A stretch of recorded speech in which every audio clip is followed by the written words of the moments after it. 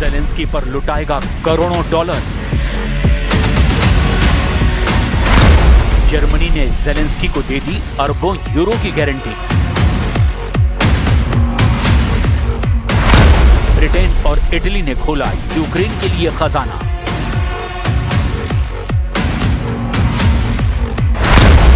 रूस की दौलत से युद्ध जीतेंगे जेलेंस्की।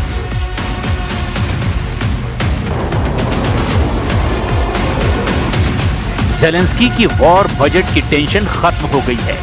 अब यूक्रेन को हथियारों की कमी नहीं पड़ेगी। अब यूक्रेन रूस से हर फ्रंट पर डटकर मुकाबला करेगा। मगर यही बात सबसे खौफनाक है, क्योंकि पुतिन ने जेलेंस्की के मास्टरों को दहलाने का ऐलान कर दिया है।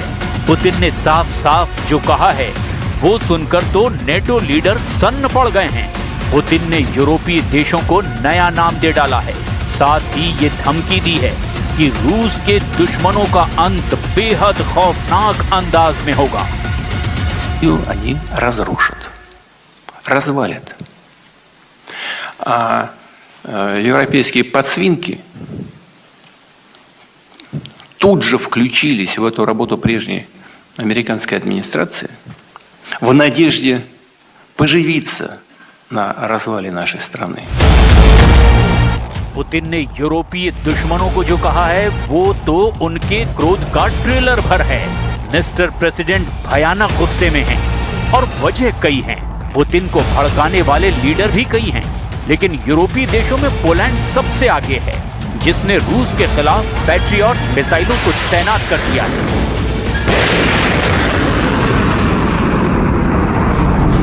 Poland integrated battle command system के साथ इंटीग्रेटेड पैट्रियट एयर और मिसाइल डिफेंस सिस्टम को यूक्रेन बॉर्डर पर तैनात कर चुका है। पोलैंड का पैट्रियट सिस्टम नेटो फोर्सेस की तरफ से पुतिन के लिए नया चैलेंज माना जा रहा है। पोलैंड ने मार्च 2025 में ही अमेरिका से पैट्रियट के लिए लॉजिस्टिकल सपोर्ट, टेक्निकल सपोर्ट और ट्रेनिंग के लिए $2 बिलियन का समझौता किया था।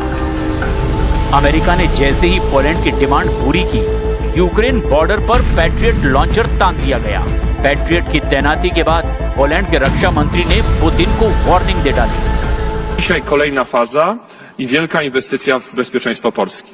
Bo obrona naszego nieba to nie jest tylko i wyłącznie sprawa honoru, choć to jest bardzo ważne dla nas, ale to jest sprawa egzystencjalnego bezpieczeństwa państwa polskiego.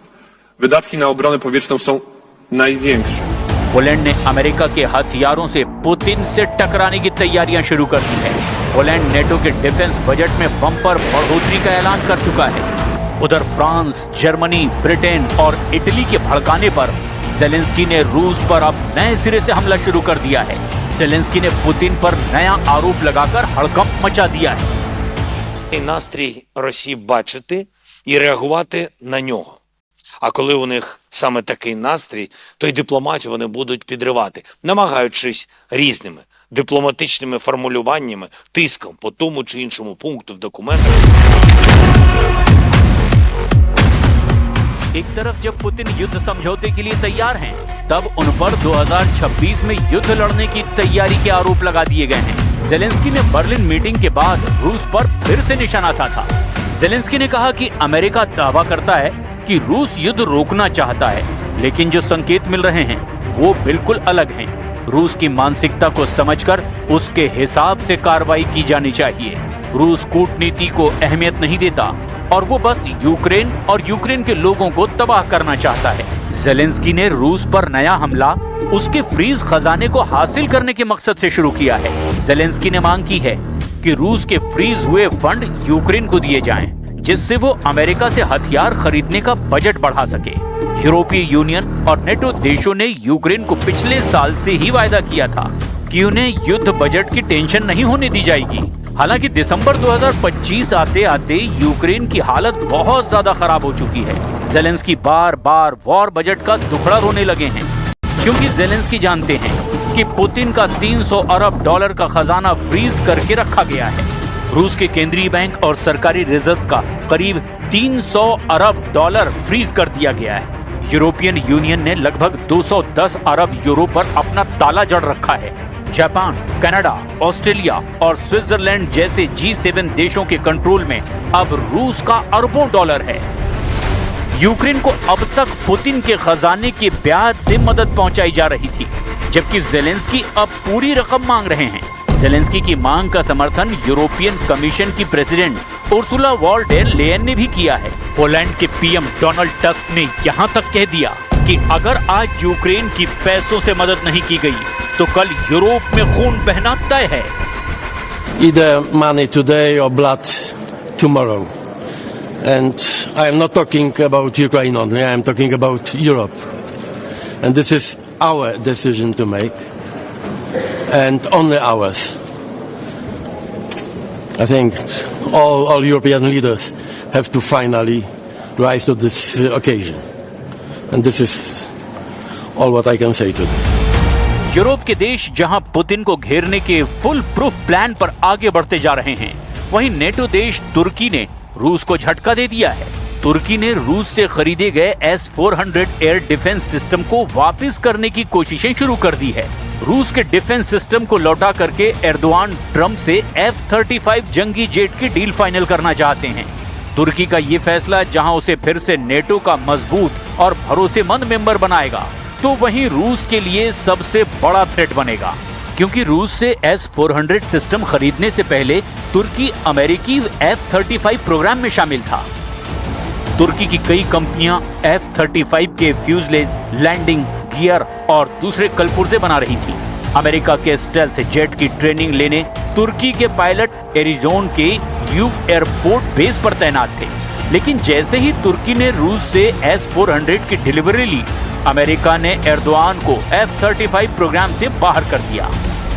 10 साल बाद अब फिर से एर्दोआन ने ट्रंप से F-35 डील लगभग final कर ली है। ट्रंप के कहने पर ही एर्दोआन पुतिन को S-400 लौटाने को तैयार हुए हैं। जाहिर है कि नेटो में तुर्की का ये धमाकेदार कमबैक होगा।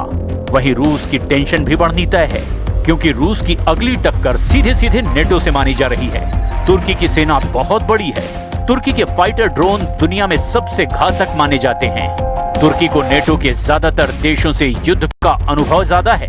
नेटो के आर्टिकल 5 की मजबूती के चलते एर्दोआन को रूस के खिलाफ युद्ध में उतरना पड़ेगा, जिससे रूस को यूरोपीय अखाड़े में तगड़ी टक्कर मिल सकती है। यूक्रेन में चल रही जंग को लेकर काया कैलास की वार्निंग बहुत ज्यादा खतरनाक है। वो यूक्रेन में होने वाले हर धमाके में पुतिन के इरादों की छाप साफ साफ देख रही हैं। यही वजह है कि काया कैलास ने बताया कि पुतिन के टारगेट पर यूरोप के कई देश हैं, जिन्हें वो यूक्रेन के साथ निगल लेना चाहते हैं। पुतिन के टारगेट पर इस वक्त यूरोप के 4 बड़े देश हैं, जो लगातार जेलेंस्की की मदद कर रहे हैं। इनमें पोलैंड है, इनमें जर्मनी है, इनमें फ्रांस है और इनमें ब्रिटेन भी है। What we have to keep in mind is that why countries want to be in NATO is because they don't want Russia to invade them, to attack them, and that's why Sweden and Finland joined NATO. That's why the Baltic states joined NATO to have this defense umbrella. Germany के विदेश मंत्री ने 25 नवंबर को दावा किया था कि रूस अगले 4 साल में किसी नेटो देश पर हमला कर सकता है, लेकिन पुतिन के इरादे देखकर लगता है कि रूस शायद इतना लंबा इंतजार ना करे। पुतिन की वार्निंग ने पूरे यूरोप में कोहराम मचा दिया है। पुतिन ने वार्निंग दी है कि अगर यूरोप युद्ध शुरू करता है तो सब कुछ इतनी जल्दी खत्म होगा कि बातचीत करने वाला कोई नहीं बचेगा। पुतिन का दावा है कि यूक्रेन में रूस सिर्फ सर्जिकल ऑपरेशन कर रहा है, यानी एक दायरे में ही जंग हो रही है। पुतिन ने कहा कि अगर यूरोप के साथ सीधी जंग हुई तो रूस पूरी ताकत से जवाब देगा और सब कुछ तबाह कर दिया जाएगा। पुतिन के तेवर फिलहाल तूफानी हैं, बहुत तूफानी।